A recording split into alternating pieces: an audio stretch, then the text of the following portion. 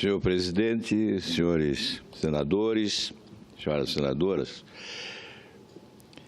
é preciso buscar as causas da crise que se abate sobre o país para que se possa combatê-las com eficiência e resultados.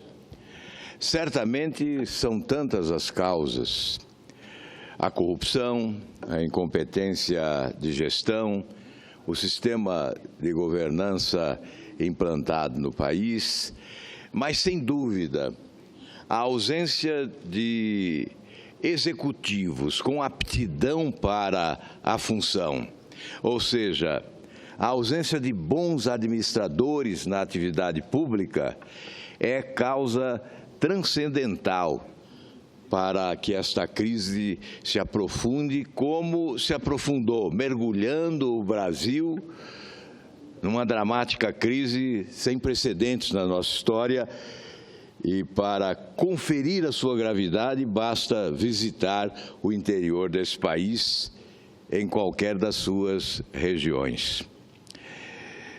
Porque nós temos na atividade política bons oradores, bons articuladores, mas quase sempre, presidente, temos péssimos executivos. Infelizmente, sem menosprezo a qualquer um dos executivos que atuaram na administração pública da União nos últimos anos, houve a consagração da incompetência administrativa de forma cabal e definitiva no nosso país.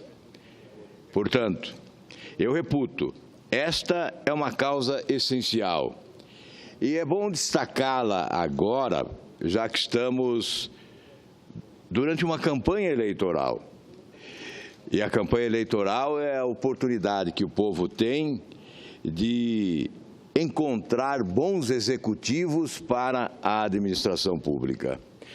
Porque a ausência de bons executivos começa no município, passa pelos governos estaduais e chega muito fortemente no governo da União.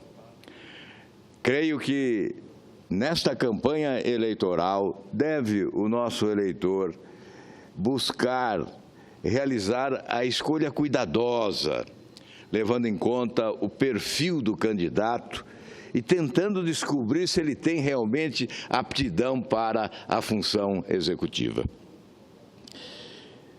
Obviamente, uma das causas das dificuldades dos governos brasileiros é a dívida pública. Ela cresceu de forma exorbitante, também em função da ausência de bons executivos. A dívida pública brasileira alcança hoje mais de 3 trilhões e 900 bilhões, quase 4 trilhões de reais. O governo brasileiro gasta, neste ano de 2016, 1 trilhão 328 bilhões de reais no pagamento de juros e serviços.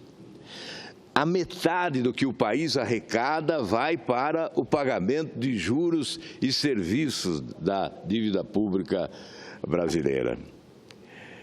Outros países tão endividados ou até mais endividados do que o nosso gastam menos da metade, proporcionalmente, gastam menos da metade do que nós gastamos para a rolagem das suas dívidas. Eu posso citar a Alemanha como exemplo.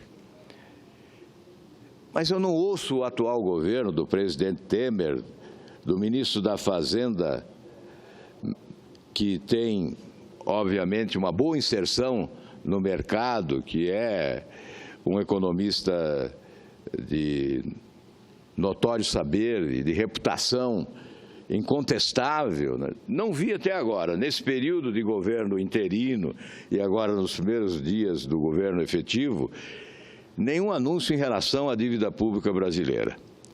Não vi nenhuma proposta, não vi sequer notícia de que se estuda alternativas para o reescalonamento da dívida pública brasileira, para que o impacto dela sobre a economia do dia a dia do povo deste país seja minimizado. Não vi nenhuma proposta, nenhuma alternativa. E, francamente, não creio que seja possível encontrar solução para os demais problemas brasileiros sem encontrarmos solução para a dívida pública do país. Uma administração mais competente da nossa dívida é essencial para abrirmos caminhos, para solucionarmos problemas vitais. É evidente que se nós estamos gastando a metade do que arrecadamos no pagamento de juros e serviços da dívida, não está sobrando para setores essenciais, como saúde, educação, segurança pública, geração de emprego, melhoria das condições de vida da nossa gente. Portanto, há que se buscar uma equação para a dívida pública do nosso país. Veja que a análise da execução do orçamento da União, em 2015, nos mostra o caminho do gasto do dinheiro do contribuinte.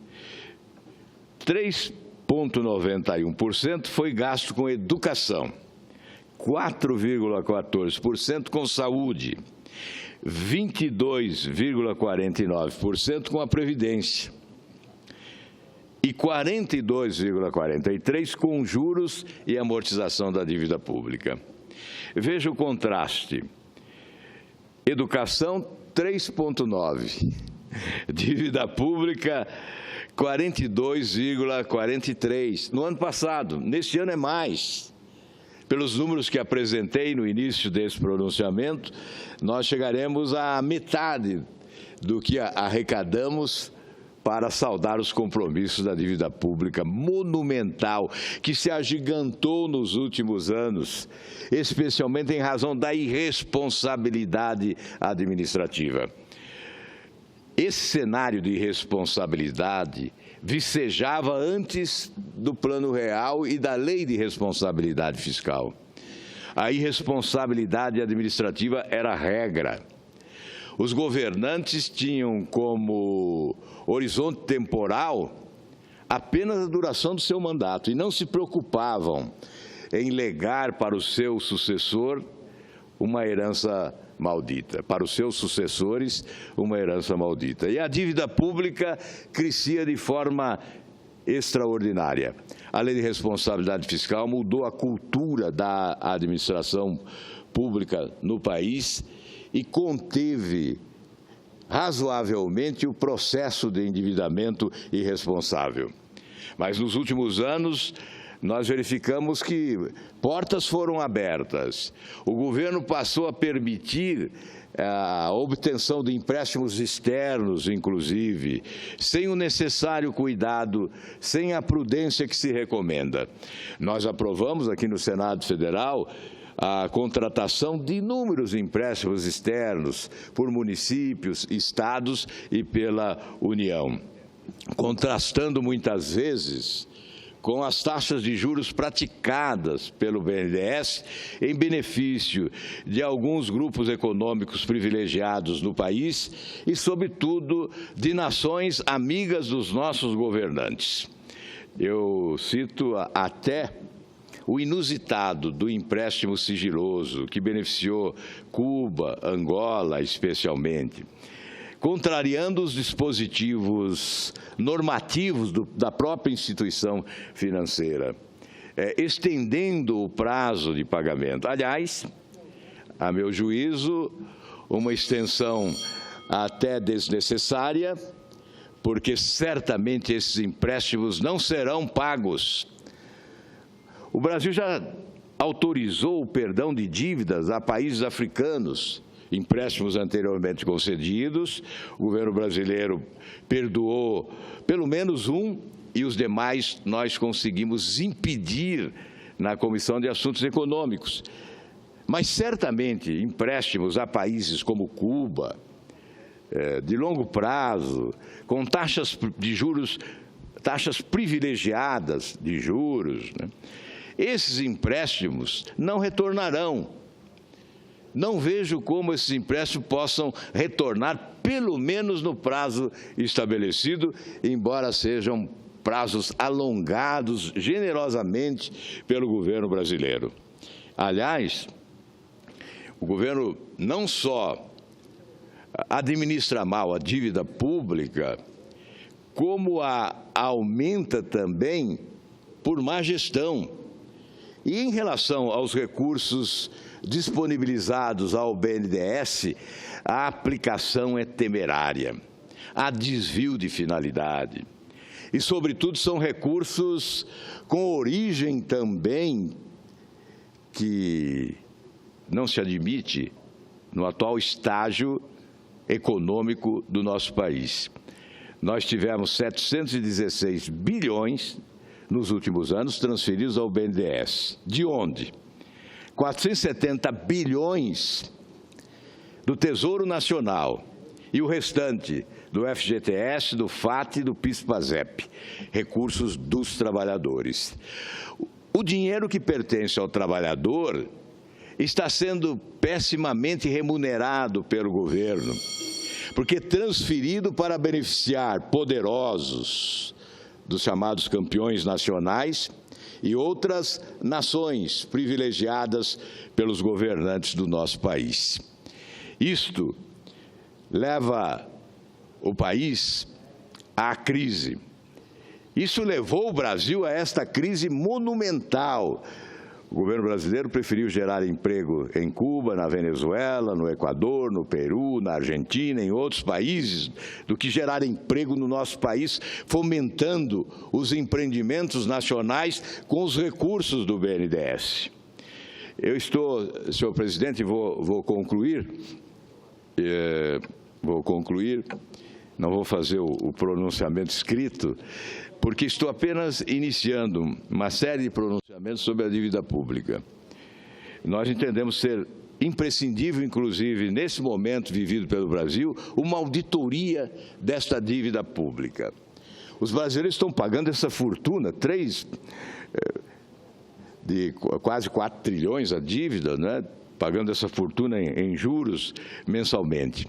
É preciso que os brasileiros saibam para quem estão pagando e por que estão pagando. O dinheiro do imposto pago com sacrifício pelo trabalhador brasileiro, pelo empresário desse país, é um dinheiro que está sendo desviado para pagar juros de uma dívida. Nós queremos saber que dívida é essa. Essa dívida foi contraída com quem, para quê, quando? Nós temos que saber o desenho dessa dívida. Já tentamos, mas o governo não nos informa de forma eficiente. É preciso que se faça uma auditoria desta dívida e que se busque solução para o seu equacionamento. E nós vamos continuar com esse tema, encerrando agora, senhor presidente, esse nosso pronunciamento, dizendo que é uma questão essencial para o futuro do Brasil.